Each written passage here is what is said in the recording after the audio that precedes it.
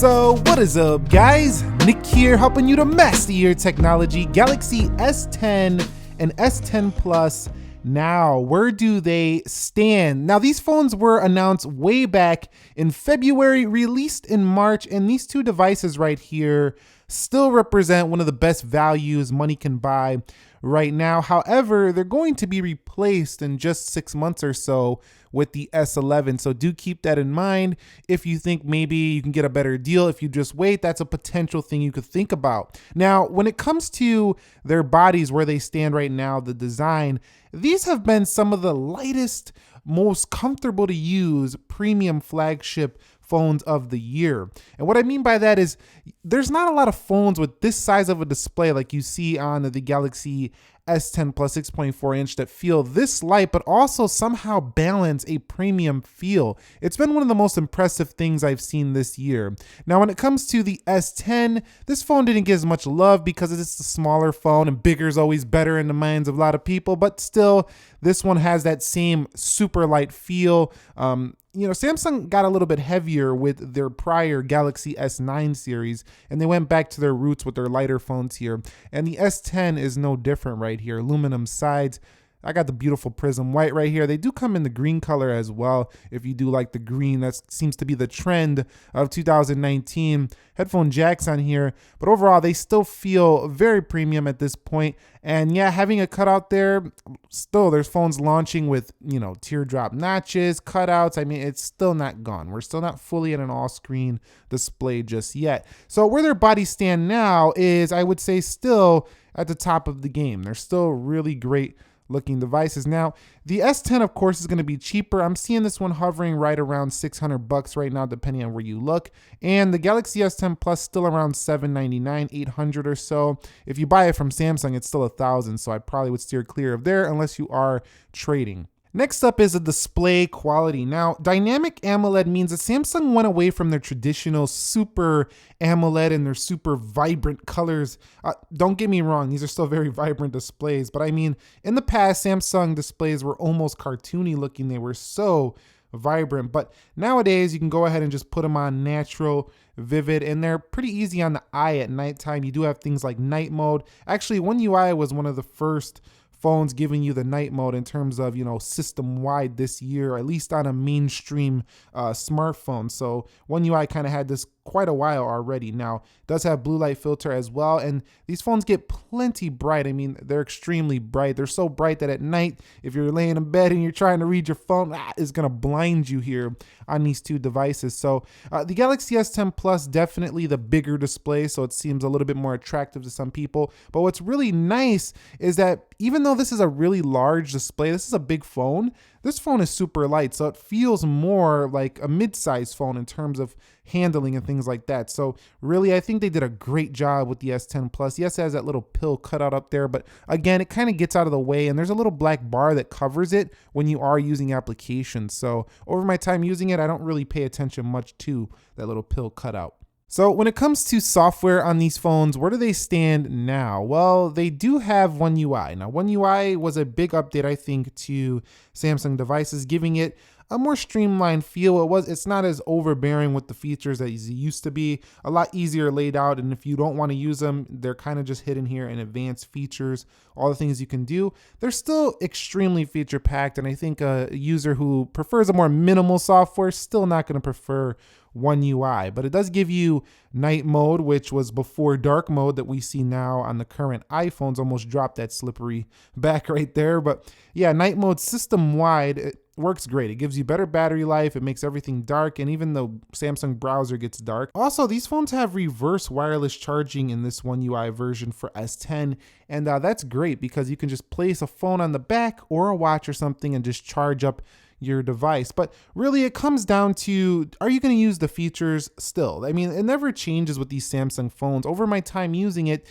if I wasn't using the features, I felt like I was just using any other Android device. If I wasn't using the features, I just felt like I was using any other smartphone. But when you start to take advantage of the features like the pop view, where you have multiple applications running at once, then you start to see why you bought yourself a Samsung device. That's really where the strengths come in, I think, is their multitasking abilities. If you're not going to use this stuff, you're pretty competitive with any other phone out there. And as a matter of fact, you might get a better phone with the Pixel if you want updates. You might get a better phone with the iPhone if you want a little bit more minimalism. So really, if you're going to use the features, the software is strong on these. In terms of updates, they're doing a great job with the monthly updates, but still no Android 10. They are working on it. We will see it soon, but still no Android 10. But still, Samsung has gotten better at this. However, not the best picks for long-term software support. You know you're going to be a little bit delayed, but at least you have a ton of features that you probably aren't missing out too much if you don't get major software updates right away. Now, when it comes to performance, Snapdragon 855s on both of these. They're not the 855 Plus, which seems to not even matter. I mean, that processor is a little bit better, but for what we do day to day, we've reached a peak. We reached a peak with the Snapdragon 845. I mean, most of these processors these days, you're not even going to think about it. You're just going to use your phone. Your phone's going to be snappy, and even Samsung phones don't lag at this point. Yes, this doesn't have a 90 hertz display. That's a big difference, but that's a hardware difference, not actually the CPU. The 855 is a boss in both of these, and Samsung was smart enough to go with 8 gigs of RAM standard to make sure that their phones do not lag. I still think that the One UI is not quite as smooth as some other softwares out there. Samsung could work on this. Overall, no lag, nothing like that. They still work very fast. 855s, 8 gigs of RAM, 128 gigs of storage standard. So nice stuff. So when it comes to the cameras, where do they stand now? The S10 and S10 Plus, and they're still extremely good cameras, especially when you have good light. Now, some people don't like the Samsung processing, and I do think there's some cameras that have arguably better photos now. So that can come from maybe the iPhone. I think the Xperia 1 has certain photos that just look better